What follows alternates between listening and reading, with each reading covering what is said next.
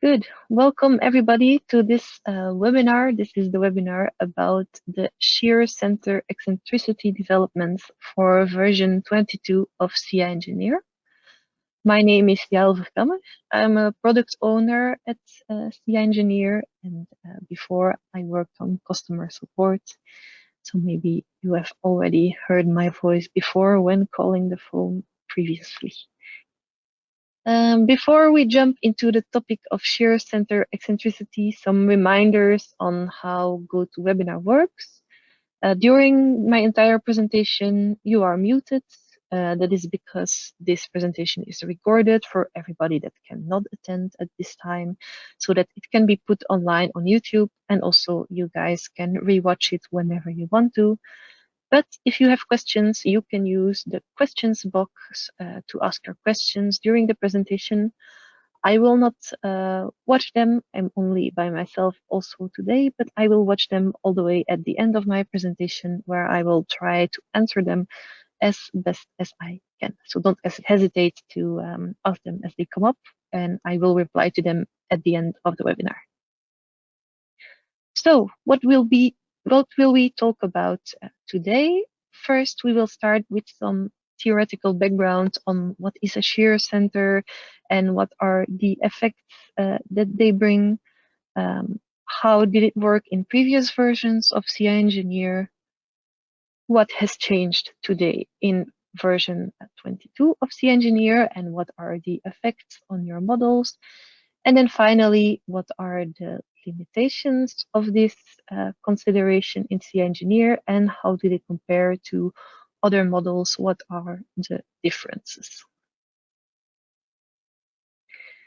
So let's start us off with some theoretical background. And first, the question is, what is a shear center exactly? Probably you guys know it, but if you don't, we will just give you some reminder. In SCIA Engineer, the shear center is shown when you open a cross-section and you edit it by the little cross here that's marked by my arrow and circle. So that's the position of our shear center. The definition of this shear center is the point at which a load applied parallel to the plane of the section will produce no torsion. For doubly symmetrical profiles, this is always the center of gravity, but for non-symmetrical profiles, this is not. If we look at the more drawing, you can see if when I apply a shear force to a non-symmetrical section, there will be the opposite stresses in my section to counter this force. And of course, these continue into the flanges next to it. When it's symmetrical, these flanges will lift each other up. But here you can see that both of them create some forces that together create an additional torsional moment. Now we can counter this torsional moment by applying our shear force not in the center of gravity, but with some specific eccentricity. And this position is what we call the shear center. So when we apply the load with this eccentricity, the torsion generated in the section is countered by the eccentricity of the applied load.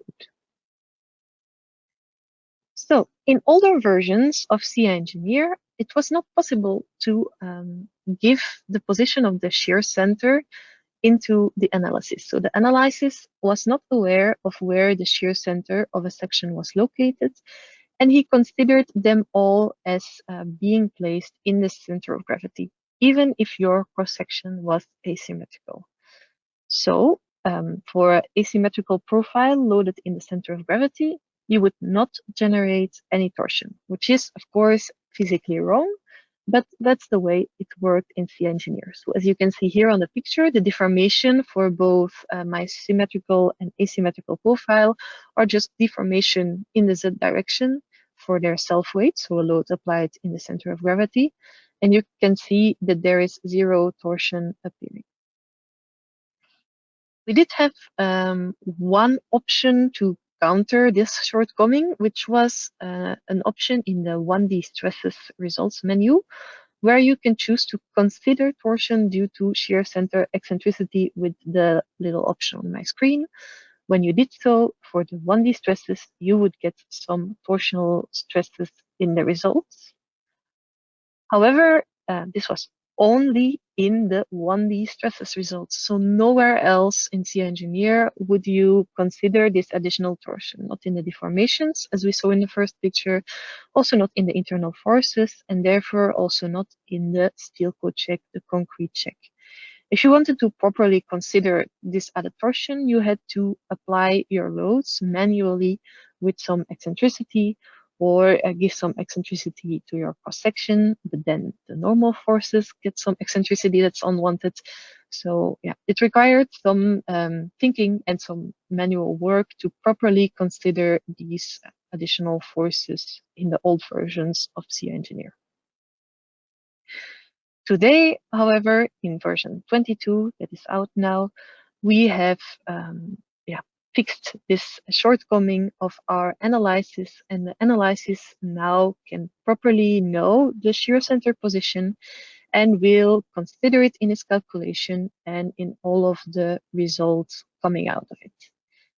We did still add some option for the user in the advanced solver settings, where you can choose to neglect the shear center eccentricity if you would so choose. Why? Well, maybe you have calculated some project in an older version of SCIA Engineer and everything, all the unity checks are set. And then when you put it in version 22 of SCIA Engineer, you don't want to suddenly get some additional torsional forces that weren't there before and make your design fail. So in this case, you can activate the option to neglect it and get the same results as you did before. But if you don't, the shear center eccentricity will be considered in the analysis. And if we look at the same project as I had before, now in version 22, we have our two profiles under self-weight. And here we can see clearly that for the symmetrical profile, nothing changes. But for the asymmetrical one, on top of the vertical deformations, we get some torsion, which is logical because we are applying a load in the center of gravity, the self-weight, and this causes additional torsion in our profile. This is not only for the linear analysis, also in the nonlinear analysis, in the stability analysis, in your dynamic analysis, these shear center position will be considered.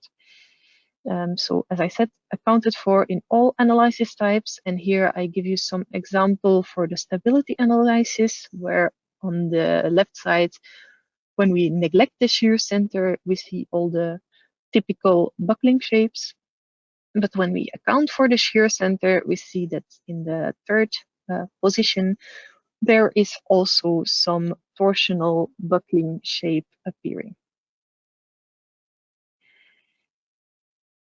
So in the results and checks, as opposed to before, this resulting torsion is also considered. It comes straight out of our finite element results, and therefore it will also be in the deformations, in the internal forces, and in the material design. So also in your steel code check, you will see some torsion appear, and a torsion check will be executed.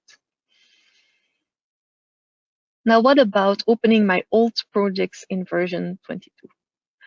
Now, we didn't want our users to open an old project and suddenly have forces appear out of nowhere that they didn't know where they come from. Therefore, when you open an older project in version 22, the neglect shear center eccentricity is activated by default. But as a user, you can choose to deactivate it and consider it in the analysis. So it's completely up to the user to make this choice. In the results, we have removed the option in the 1D stresses to consider torsion due to shear eccentricity, just because it became redundant compared to the option that is now there to consider it straight in the analysis and have it everywhere, of course. So this option, you will no longer find it in version 22.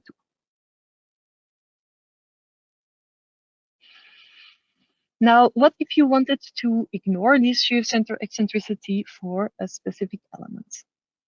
Now, in the analysis, the shear center that is used is the position that is calculated in our cross-section menu.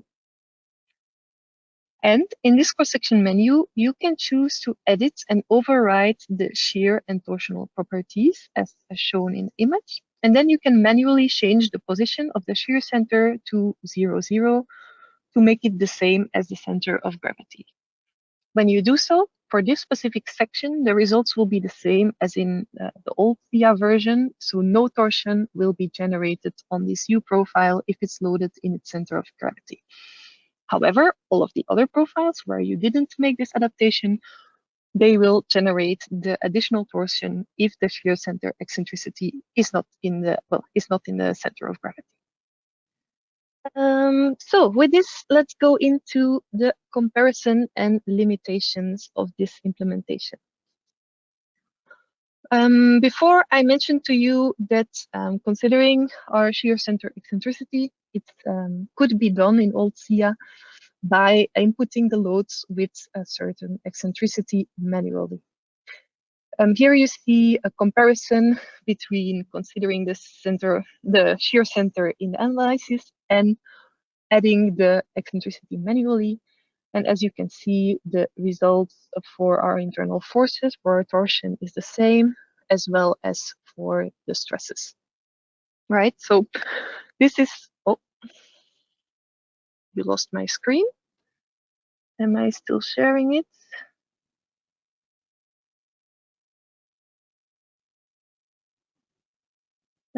Screen. Yeah, that should be good. Okay, the cable had a little kink. So you see that the results are completely the same. It is just an additional torsional force that appears from this eccentricity that is considered. Things get a bit more difficult though if we are going to compare a 1D model with a 2D plate model. So here on the left, I have a modelization with a 1D member, and on the right, I have a plate model where I have put an integration member on top to have the results as if it were a 1D member. You can see that the 1D element, it deforms twice as much, it has twice as much rotation than the 2D plate model. And to explain you this difference, I have to go a bit more in detail about torsion and warping. Yeah, of course, I want to state, it's stated on my slide, but this is, of course, an example that's a bit exaggerated to show you the effects. It will not always be twice as much. It will depend really on your section type, the load situations, etc. So this is an extreme example, of course, to prove my point. So if we look at torsion, there is two ways for a section to take up torsion. One part is the Saint-Venant torsion that will cause some rotation over the x-axis of the section. And the other part is warping, which is out-of-plane deformation of our cross-section. So this out-of-plane deformation, of course, it causes for additional normal forces in the beam. An out-of-plane deformation, that means an additional degree of freedom, which we call the 7th degree of freedom. But in SCIA Engineer, our finite element calculation is the calculation with 6 degrees of freedom. So there is no 7th degree of freedom to account for the deformation of the section in its place. And another bit of water.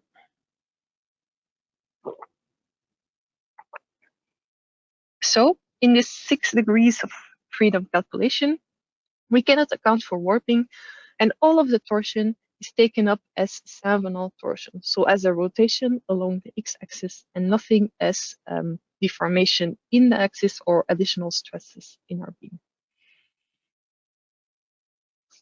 However, in the steel code check, if you choose to, it's possible to calculate these warping effects after the fact.